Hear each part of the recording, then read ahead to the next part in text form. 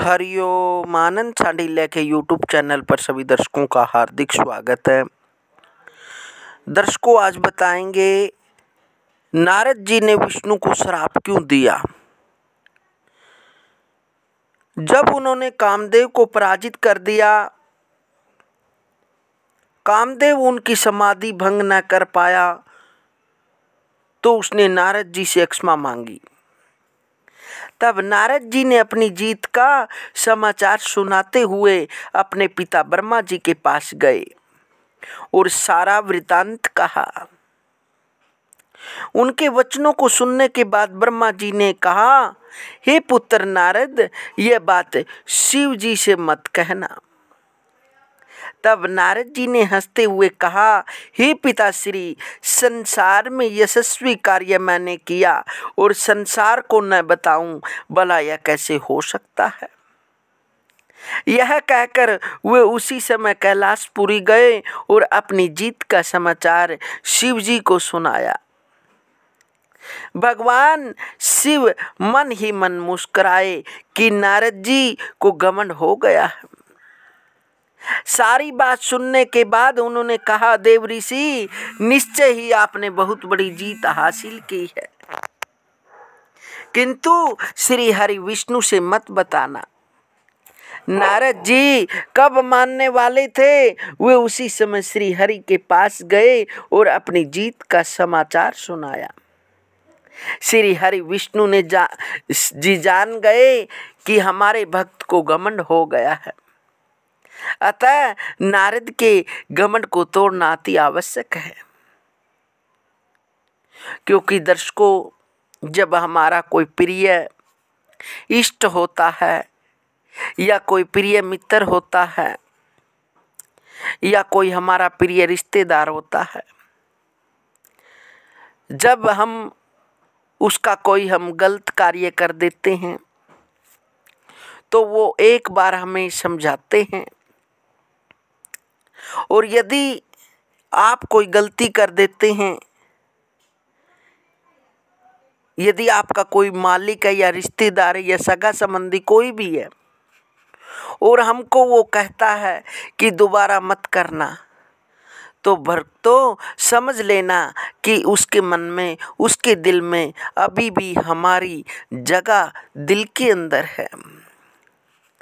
हमको वो उसी प्रकार रखना चाहता जैसे पहले रखता है, तो हमने इस बात को समझ जाना चाहिए।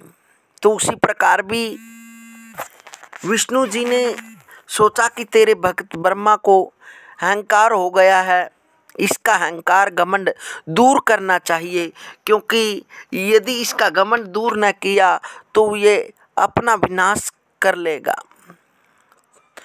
इसी कारण से विष्णु जी ने ब्रह्मा को उसका जो अहंकार था उसको दूर करने के लिए एक युक्ति बनाई, अन्यथा ये अपने मार्ग से विचलित हो जाएगा। भक्तों की रक्षा करना मेरा परम कर्तव्य है। उन्होंने उसी समय श्री लक्ष्मी जी से कहा, हे प्रिय, तुम इस समय जाओ, नारद जी जिस मार्ग पर जा रहे हैं उस मार्ग पर सुंदर नगर का निर्माण करो। तुम स्वयं विश्व मोहिनी का रूप धारण करके विराजो। देव ऋषि नारद को घमंड हो गया है, अतः मेरे इस परम भक्त को का घमंड नष्ट करने का उपाय करो। अपने स्वयंवर की तैयारी करो, तुम्हें देखकर नारद जी के मन में प्रेम उत्पन्न हो जाएगा। ऐसा रूप बनाना, समय अनुसार मैं तुम्हारे सामने उपस्थित हो जाऊंगा। लक्ष्मी जी ने वैसा ही किया। उधर नारद जी अपनी धुन में नारायण नारायण का कीर्तन करते हुए जा रहे थे कि उनकी दृष्टि उस दिव्य राज्य पर पड़ी जहां उत्सव जैसा माहौल व्याप्त था।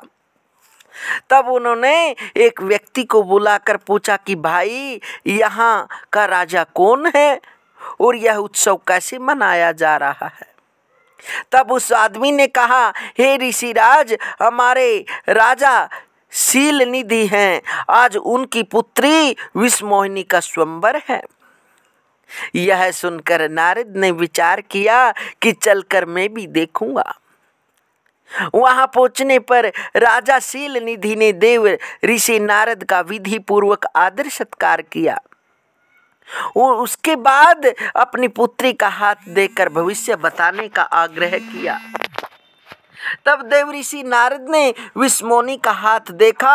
हाथ देखकर कहा, हे राजन, तुम्हारी पुत्री तो साक्षात लक्ष्मी है। जो इसका पति होगा वह तीनों लोकों का स्वामी होगा। यह कहकर नारद जी चल पड़े। मार्ग में उन्होंने अपने मन में विचार किया कि यदि मेरा विवाह इस विष्णुमोहिनी से हो जाए तो मैं तीनों लोकों का स्वामी बन जाऊंगा। लेकिन मेरे इस रूप को देखकर कन्या मेरा वर्ण नहीं करेगी। अतः चलकर भगवान विष्णु से सुंदर रूप की याचना करूं। उसी समय विचार आया कि वैकुंठ लोक जाने में मुझे समय लग सकता है, अतः उनका ध्यान करके उन्हें यहीं पर बुला लूं। भक्त वत्सल अपने भक्त की पुकार सुनकर तुरंत आएंगे। हुआ भी वही। भगवान विष्णु ने उपस्थित होकर मुस्कुराते हुए पूछा, कहो देव ऋषि नारद, कैसे याद किया? तब नारद जी प्रेम विह्वल होकर बोले, मुझे ऐसा सुंदर रूप प्रदान कीजिए कि विष्णुमोहिनी मेरे गले में वरमाला डाल दे और मुझे पति रूप में वर्ण कर ले। तब भगवान विष्णु ने नारद जी को बंदर का रूप प्रदान कर दिया। उधर जब भगवान शिव जी ने नारद जी से कहा था कि अपनी जीत का समाचार और किसी से मत बताना, तो नारद जी ने नहीं माने। तब शिव जी ने अपने 2 गण नारद जी के पीछे लगा दिए कि देखना ये क्या करते हैं। भगवान शिव के वे दोनों गण नारद जी के साथ लग गए। नारद जी को उस बात का ज्ञान न था। वे विष्णुमोहिनी को प्राप्त करने के लिए भगवान विष्णु से रूप मांग कर चल पड़े। वे राजा के दरबार में पहुंचे और दौड़ कर विष्णुमोहिनी के सम्मुख पहुंच जाते ताकि वरमाला उसके गले में डाल दे। लेकिन उन्हें क्या मालूम था कि कोई कन्या बंदर रूप वाले को अपना पति कैसे बनाएगी। उनके इस क्रिया पर भगवान शिव के दोनों गण नारद जी का उपहास करते थे। समय अनुसार विष्णु जी प्रकट हुए तो विष्णुमोहिनी ने वरमाला उनके गले में डाल दी। तदुपरांत विष्णुमोहिनी को लेकर वे चले गए। तब शिव के गण नारद जी को चिढ़ाने लगे और स्वच्छ जल से भरा हुआ थाल लाकर नारद के सामने रख दिया और बोले, इसमें अपना चेहरा देखो, मुख बंदर का और चले हैं ब्याह करने। पानी में अपना मुख नारद न देखा तो बंदर का चेहरा दिखाई दिया, जिससे वे अत्यंत क्रोधित हो गए और उसी क्षण वैकुंठ लोक गए। विष्णु जी से बोले, अरे विष्णु, तूने मेरे साथ छल किया है। मैंने तुमसे सुंदर रूप मांगा था और तूने बंदर का मुख दे दिया। मैंने पत्नी की इच्छा से तुमसे सुंदर रूप मांगा था, तूने मेरे साथ छल किया है। अतः मैं तुझे श्राप देता हूँ कि तू भी पत्नी वियोग में इधर उधर भटकेगा और यही बंदर ही तेरी सहायता करेंगे। उसके बाद शिव के गणों को श्राप देते हुए बोले, अरे मूर्खों, तुम दोनों ने मेरा उपवास किया है, अतः तुम दोनों राक्षस हो जाओ। विष्णु जी ने उनका श्राप स्वीकार करके अपनी माया हटा ली। माया के हटते ही नारद जी चैतन्य हो गए। उन्हें अपने पर पश्चाताप होने लगा और कहने लगे कि यह मैंने क्या कर दिया। तब भगवान विष्णु ने कहा, हे देव ऋषि, तुम्हें कामदेव पर विजय प्राप्त पाने का घमंड हो गया था। तुम मेरे परम भक्त हो, तुम्हारे हित के लिए ही मैंने ऐसा किया।